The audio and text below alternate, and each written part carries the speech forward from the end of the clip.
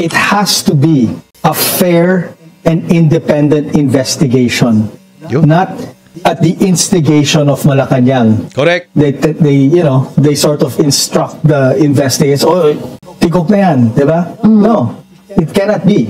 It cannot be. It has to be fair. If he's really, got some kind of liability, let that be exposed, through proper process. The accused in this thing all deserve due process. Siyempre, mga DDS galit kay Martin Romualdez, like Karen Jimeno.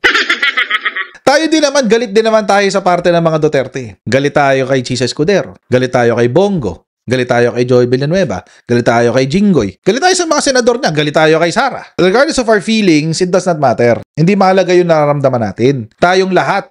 Ang importante, mga kababayan, yung proseso. Viral ngayon si Attorney Karen Jimeno dahil dyan sa interview with the Makati Business Club. Meron ko kasi siyang interview sa Makati Business Club. Kausap niya si Apa Ongpin. At sinabi po doon, mga kababayan, ni Apa Ongpin. And I think this applies not just to Congressman na Martin Romualdez, but also to FL Lisa Marcos. And dapat ganito yung mindset natin din dito sa mga sitwasyon na to ngayon, mga kababayan. Na hindi lang tayo basta-basta nakukuha sa name dropping. At hindi lang din ho tayo basta-basta nauuto sa drama ng mga politiko.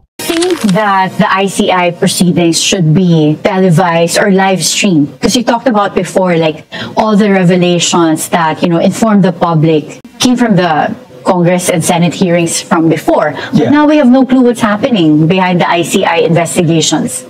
We definitely believe that they should be open. All right, they should be open to the public. Now, speaking as a former journalist, and taking into account the concerns, for instance, of the lawyers and justices involved. Televising it and live streaming it, there's a very real danger of turning it into a circus. And people can be wrongly accused or whatever. We'd like to know. We'd like to know what Martin Romualdez told these people. We'd like to know what questions they asked him, right? But maybe live streaming or broadcast is a little too extreme. Ngayon pa nga lang hindi pa nga naka-public, mga kababayan, hindi pa ka-public yung ICI. Iniintriga na ng mga taong katulad nito. Sino pangalan nito? Santander. Na-intriga na agad ni Santander yung proceedings. Kasi mag-mention ka lang ng controversial name meron kang DDS Army na sasalsal dun sa iyo.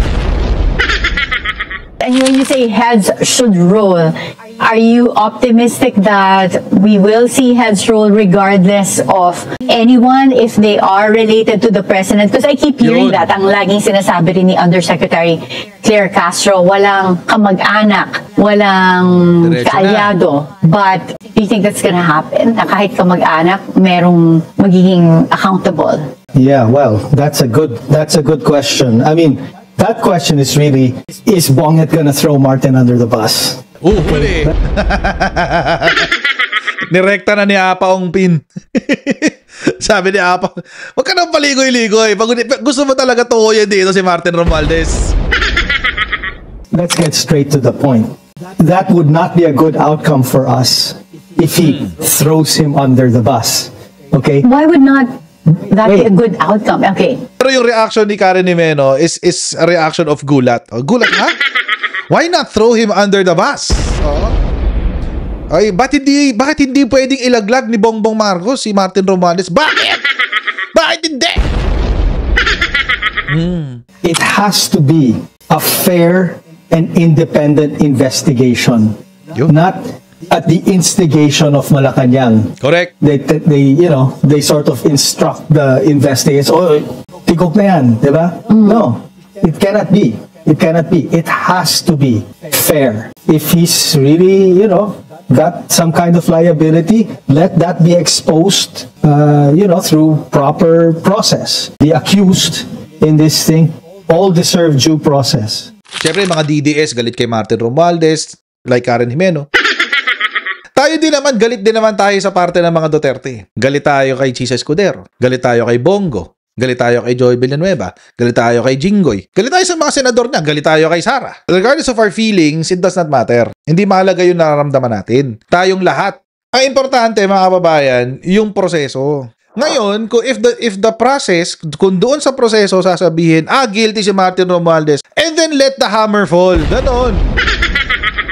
Or let the sword fall upon his neck. Ganon. Let the head roll.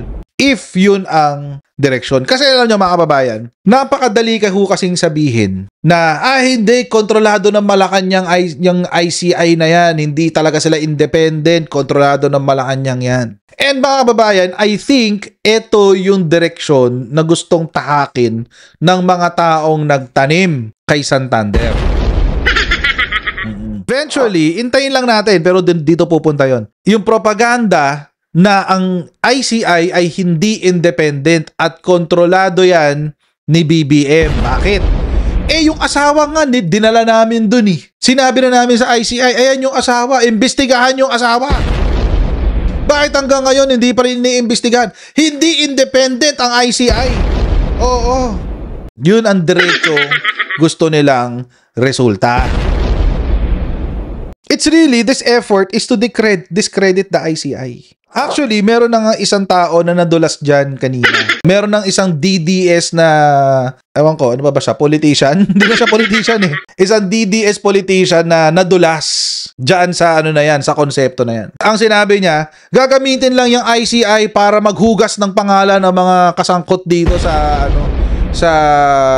sa flood control scam. That's the exact wording, mga kababayan. And I'm quoting from the words itself of the person who said it. Don't be fooled, mga kababayan. Mga kasama kong Pilipino, wag ko tayong magpabola dito sa publicity stunt nitong grupo na nagtulak kay Santander.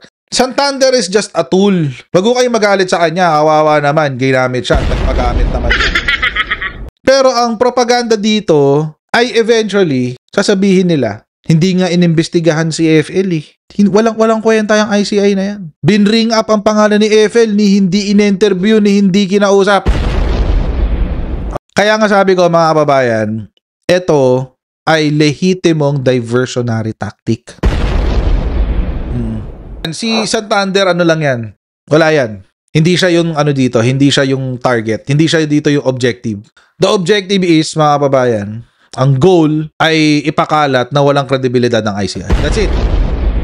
That's it. Kaya mga kababayan, pero obserbahan nyo, kanina sa DOJ hearing ng kanilang budget, may nagsalita. Anong sinabi? Independent ba talaga ang ICI? Yun na kasi ang target, guys. I-discredit yung ICI para lahat ng sabihin ng ICI walang kredibilidad. Shoot the messenger before he talks. Kasi pag nasiraan mo na yung messenger, wala na siyang kredibilidad, sino pa maniniwala sa kanya? Di ba?